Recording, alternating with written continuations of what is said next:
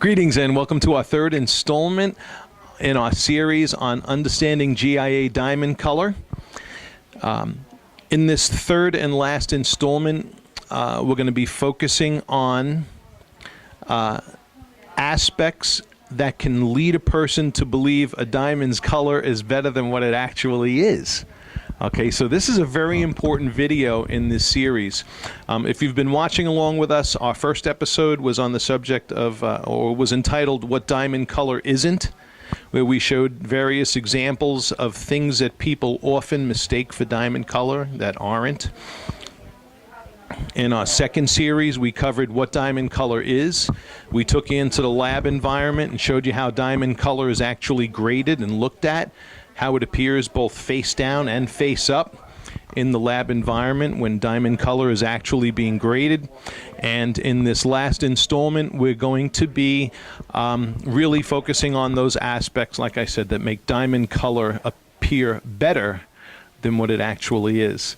Did you know that you could actually have an I or a J color diamond appear whiter than an F or a G when you're looking at it in the face-up position?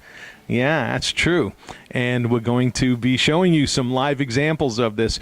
In essence, though, just to briefly cover, the two aspects that make diamond color appear better than what it is, number one is when you have fluorescence in a diamond, okay? Whether it's faint, medium, strong, or very strong, you can have a diamond, particularly with blue fluorescence, and alter a person's opinion on what the color of the diamond actually is.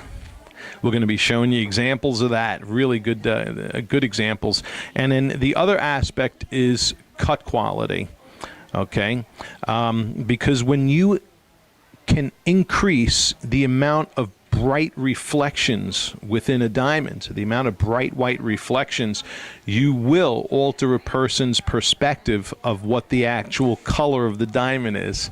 And in this video, I pull a random consumer out of the store and interview them to show you what I'm talking about. All right, so just two reasons why. Number one, we're not biased against fluorescence. If anybody tells you that fluorescence is a bad thing, very rarely is it a bad thing. So get that notion out of your head that fluorescence is bad. It isn't bad. We have a more in-depth tutorial article on our website, along with about a video I've done on the subject. It's about 20-25 minutes long. You're going to want to watch if you're interested. And secondly, you'll also understand why we beat the subject of cut to death and our services for cherry picking diamonds for clients. When we're cherry picking, we're going to cherry pick diamonds for you guys that have the highest optics, thus altering the perspective of those who look at your ring and they're taking a wild stab at how white it is, because it's going to appear very white if it has the right optics. All right, so let me stop yapping here and let's get on with the program. This is a good one.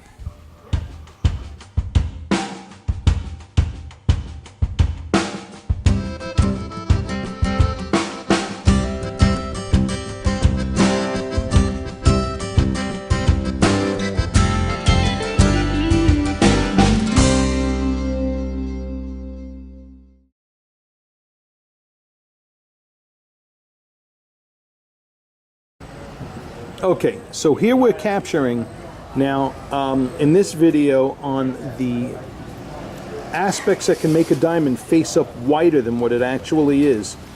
The pear shape on the right has strong blue fluorescence, while the H color on the left has no fluorescence.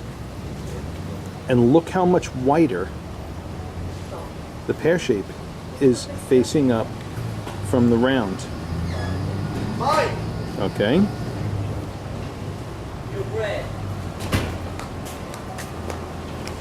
So great example of the positive effects of fluorescence.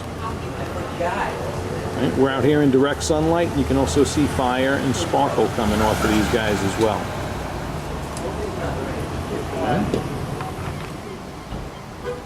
Okay. Excellent example of the positive effects of fluorescence. The pear shape on the right has strong blue fluorescence and is an eye color, eye color pear shapes generally face up with a warm tone to them, okay? Because pear shapes have more light leakage in them, and because they do, they absorb more color. However, when you have a pear shape with strong blue fluorescence and the fluorescence does not cause the diamond to be oily or milky, like this pear shape has beautiful transparency. Even though it is an SI2, which is totally okay, it happens to be a pretty darn good SI2 in the world of pear shapes, just shy of 3 carats. This is it next to an H-colored ideal cut round with no fluorescence.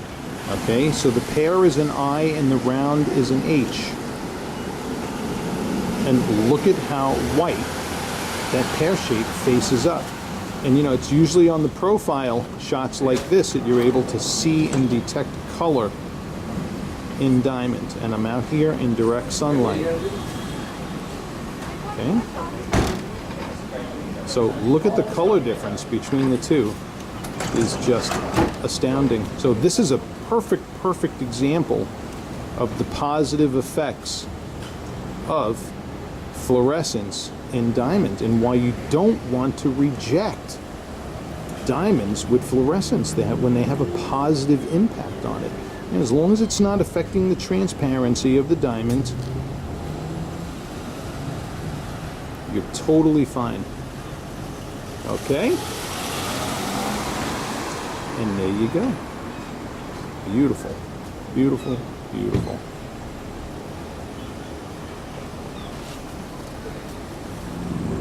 Alrighty, so I'm out here in sunlight again, and I have now 2 pairs for an even comparison. Now, I would generally never put an I-colored pair next to a G-colored pair in a color comparison. But what we got here is that this is the eye-colored pair with strong fluorescence here. Beautiful transparency, and the fluorescence does not impact the diamond in a negative way, not by any means. And the diamond on the right is another pear shape that we have here, a 3.5 carat G color VS2. All right, and here is the relative color comparison between the two. So this is the I and this is the G. And if you're saying, oh, I think I see maybe a little more color in the G, you might be right. Because the fluorescence in the eye color makes it face up like just as white, if not whiter, you know. So that's a good positive aspect of diamond fluorescence, okay, that we encourage and think is a good positive thing. Okay, so you people out there who are freaking out about fluorescence, relax. You're totally fine. Totally fine. All right.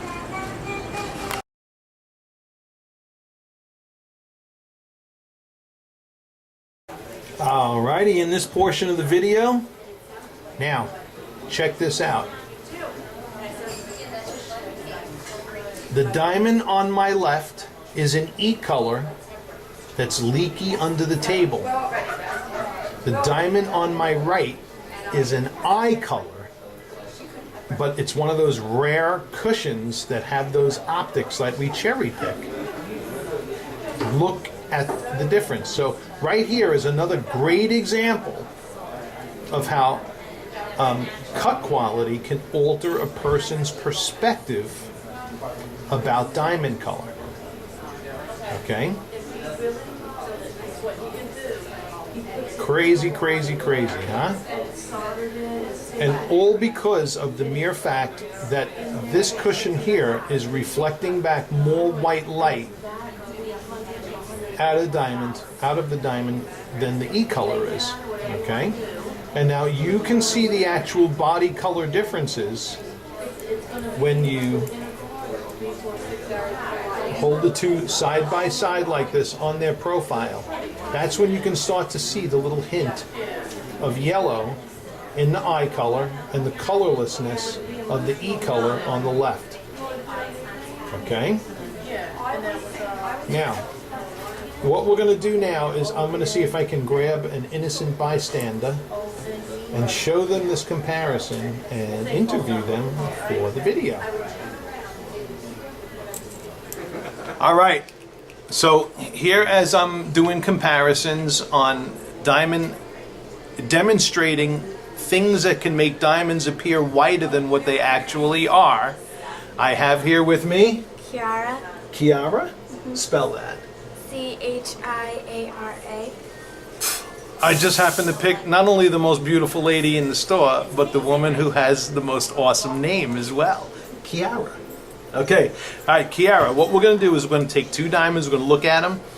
We're going to hold them like this so that the natural daylight's coming in and you're looking at them side by side, and I just want you to tell me which diamond you think is the whiter diamond. Okay? This one. Okay, all right. Now, when I take these two diamonds and I go like this, she picked the diamond on the right. Okay, in case you don't know. I'm going to show you this in the camera in just a second. Now which diamond looks whiter? This one. Now she just picked the diamond on the left. Okay, so, point made. And from the mouths of babes and sucklings. In any case, she is a perfect example demonstrating how a lower color can appear whiter than a higher color when you increase the amount of bright reflections from within the diamond. Okay, so face up, the eye color looked whiter, but when you tilt the diamonds at an angle, the E color, then you can see the actual body color of the gem. And perfect example how increasing the optics or cut quality, all the things that we teach you on this YouTube channel, can alter a person's perception of diamond color. Thank you, Chiara. You're awesome. Come over here. Mwah. Thank you. You're welcome. All right. That's yours. Alrighty.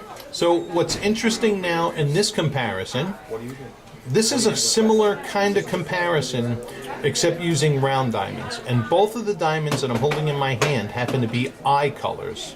Alright? Both of them are ISI.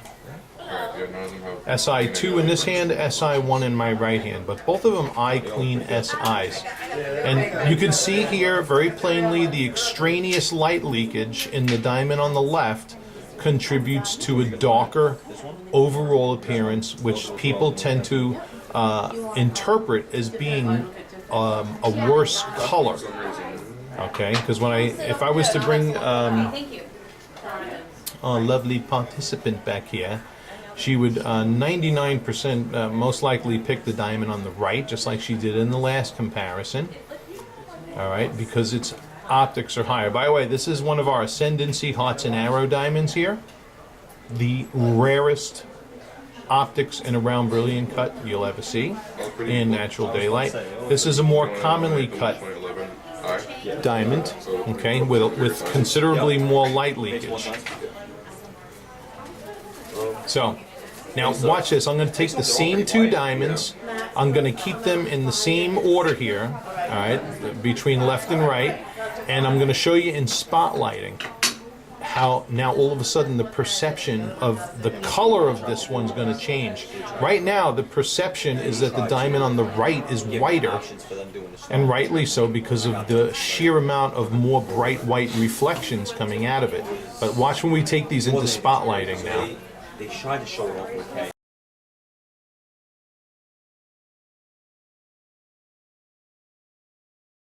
Okay, so as you saw in the interview with the lovely Chiara, when a diamond is cut for high optics, obviously it looks whiter than what it was.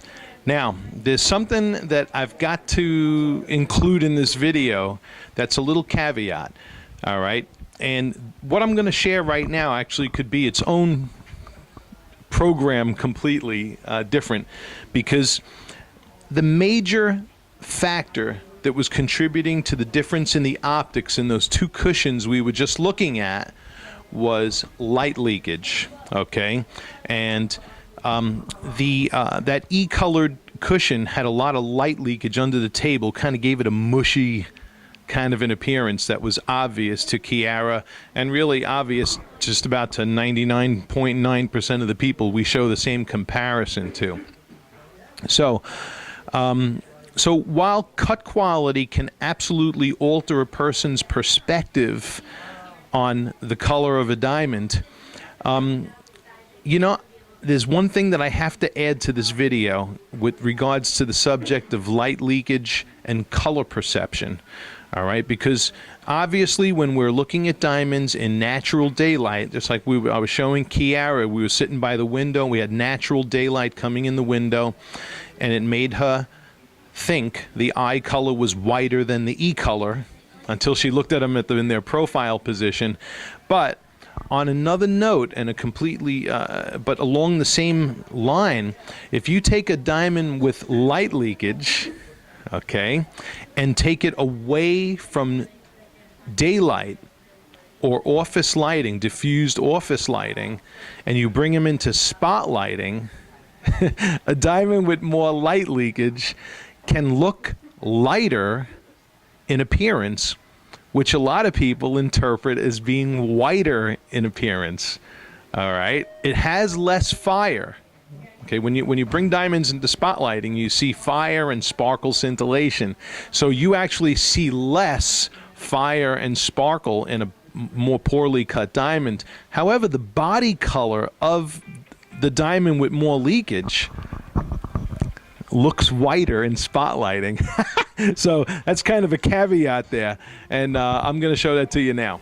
Alrighty, before I bring you into the spotlighting, which we're going to in just a second, I thought I'd show you one last time. And this is the indoor diffuse lighting. Okay, the same two diamonds that we just looked at by the window.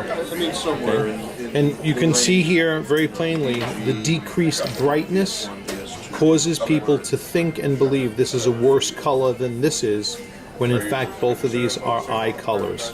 Okay, good example. Good. And I just happen to have here two princess cuts also, right, that demonstrate these differences beautifully. This is an H color, and this is an I color. And once again, the I color just looks so much whiter than the H color, and it's not really. It actually has a little shade more warmth to it, but the sheer amount of bright white reflections coming in. This is Solis Ferra Princess Cut, by the way.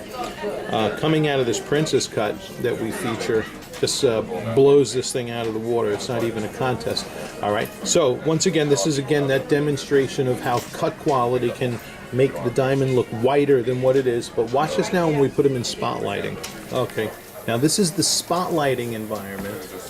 And, okay, I know when we're shooting video in this environment, I'm tending to point out all the bright, fiery, colorful flashes of light and comparing them to one another.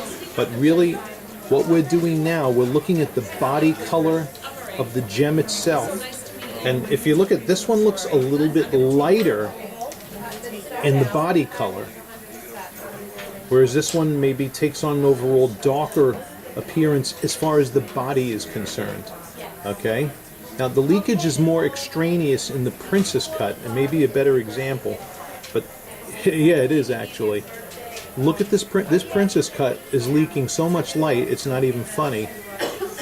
But look at how the body color appears lighter and this one appears darker. So when I'm showing people this kind of a comparison in spotlighting, or if you're in a jewelry store making a comparison, you're trying to compare color, it's the worst environment to try and judge diamond color in, because most people will pick the worst cut diamond thinking they're picking the better color, when in fact they're not. They're picking a dog.